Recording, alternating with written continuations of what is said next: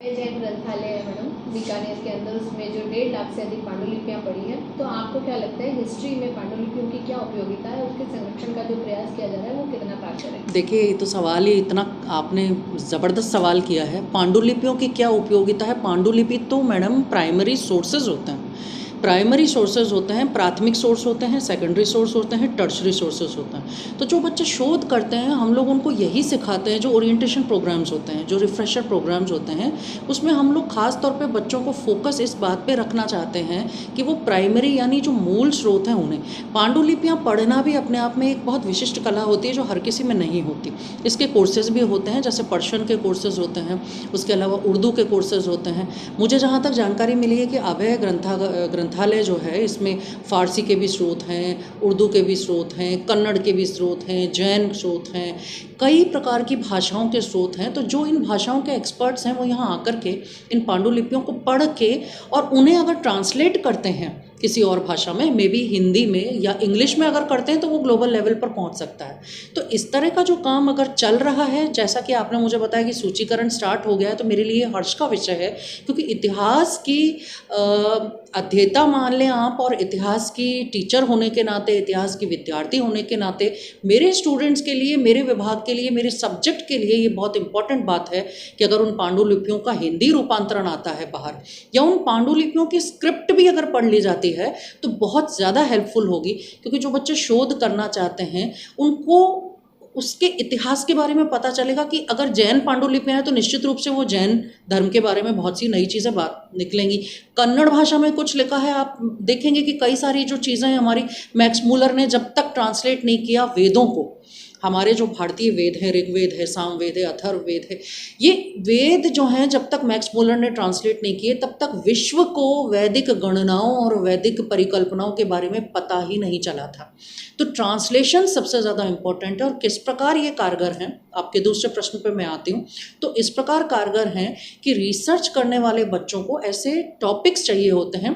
कई बच्चे हमारे पास ये समस्या लेके आते हैं कि मैम हम बीकानेर से बाहर नहीं जा सकते, हमें कोई ऐसा विषय दे दीजिए जो हम बीकानेर के शहर में रह के, यहाँ रह कर के लाइब्रेरीज में काम करें।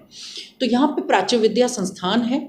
यहाँ पर आपने जैसा कि बताया कि अभय ग्रंथालय में, इसमें जो ये सूचीकरण हो रहा है, और उसके अलावा आपने ये भी कहा कि उनको ऑनलाइन किया जा रहा है। तो जो ऑनलाइन करने का काम है, ये आर्काइव्स ऑलरेडी कर चुका है अपने डॉक्यूमेंट्स को।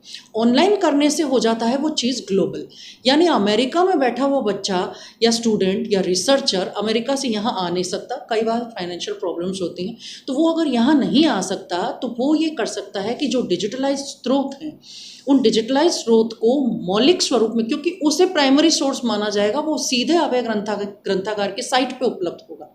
तो जितने भी ये साइट पर डाले जाएंगे, इससे इंटरनेशनलाइजेशन यानी कि अंतर्राष्ट्रीयकरण हमारे इतिहास का और भारतीय ज्ञान परंपरा में, हमने अभी, आप सब प्रेस कॉन्फ्रेंस में भी आए थे और आपके सभी अन्य साथी भी यहाँ हमारे साथ थे, आपने देखा होगा कि भारतीय ज्ञान परंपरा को लेकर बहुत सचेत हुए हैं हम लोग। जिसमें बात की गई यहाँ पर सेमिनार में अर्थशास्त्र के, कौटिल्य के अर्थशास्त्र पर बात की गई, पंचतंत्र की कहानियों पर। तो पंचतंत्र की कहानियों को हम अमूमन ये मानते हैं, मैंने खुद भी सीखा उसमें।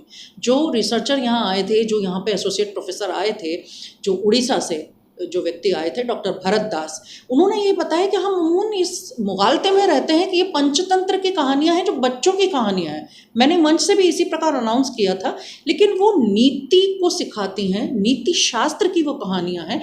यानी वो हम बड़ों के लिए पशुओं के माध्यम से, पशुओं और पक्षियों के माध्यम से, सियारों के माध्यम से, कौओं के माध्यम से, उल्लुओं के माध्यम से उसे इसीलिए कारगर बनाया गया है बच्चों को वो इंटरेस्टिंग लगे। लेकिन उसमें जो ज्ञान की बातें समाहित हैं, वो हम बड़ों के लिए बच्चों से ज़्यादा कारगर हैं, क्योंकि वो नीति की बात करती हैं।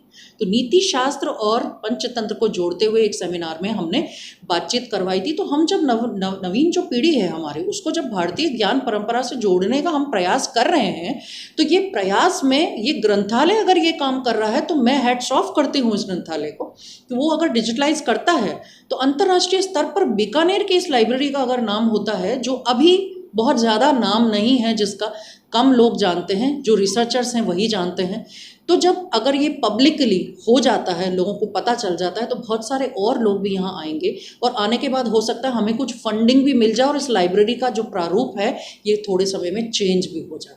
तो ये एक विशेष बात है। मेरा नाम डॉक्टर मेघना शर्मा है। मैं centre for museum and documentation की डायरेक्टर हूँ और इतिहास विभाग में फैकल्टी मेंबर हूँ महाराजा गंगा सिंह विश्वविद्यालय बीकानेर से। मेरा नाम पूनम चौधरी है और मैं महाराजा गंगा सिंह यूनिवर्सिटी में डॉक्टर मेघना शर्मा के अंडर में अपना पीएचडी का काम कर रही हूँ। इसमें मेरा टॉपिक है राजस्थान में अफीम का सिंहावलोकन, जिसमें प्राथमिक स्रोतों के लिए मैंने अलग अलग लाइब्रेरी से अलग अलग पांडुलिपि और अरहा सत्ता और महकमे खास का यूज़ किया है। प्राथमिक स्रोतों के हिसाब से अगर मैं पांडुलिपियों की बात करूं तो अरहा सत्ता और जो महकमे खास है उससे हमें ब्रिटिश टाइम के अफीम के टाइम में जो कल्टीवेशन हो रहे थे, जो रेवेन्यू हमें प्राप्त हो रहा था, उसके ओरिजिनल सोर्स मिलते हैं। देखी कही सुनी बातों की अपेक्षा हम लोगों को जो प्राथमिक स्रोत हैं वो हमें ओरिजिनल सोर्स के हिसाब से सही जानकारी प्रोवाइड करवाते हैं। उसमें हमें 1750 से लगा के अराउंड 1947 तक के जितने भी रेवेन्यूज़ मिले हैं, जितना भी कल्टीवेशन का अलग अलग एरिया था, इवन जो उदयपुर में स्मगलिंग हुई थी उसमें हम लोगों को एक बालकृष्ण नाम का एक इंसान है जो तस्करी करता था, उसका भी सोर्स हम लोगों को ओरिजिनल मिलता है। ये सब आपको पांडुलिपियों के माध्यम हाँ, ये मुझे पांडुलिपियों के माध्यम से पता चल रहा है। तो पांडुलिपियों का संरक्षण होना चाहिए। बिल्कुल होना चाहिए मैम। आज की जनरेशन में पांडुलिपि संरक्षण से आपको क्या फायदा मिला है? जिस प्रकार से आज का युवा लोग ना दिक्कत जाता है तो एआई के माध्यम से गूगल पर सर्च कर लेते हैं, लेकिन पांडुलिपि एक ऐसी चीज़ है जिस माध्यम से हम ऑथेंटिक जानकारी प्राप्त जी ऑथेंटिक जानकारी प्राप्त होती है पांडुलिपियों से।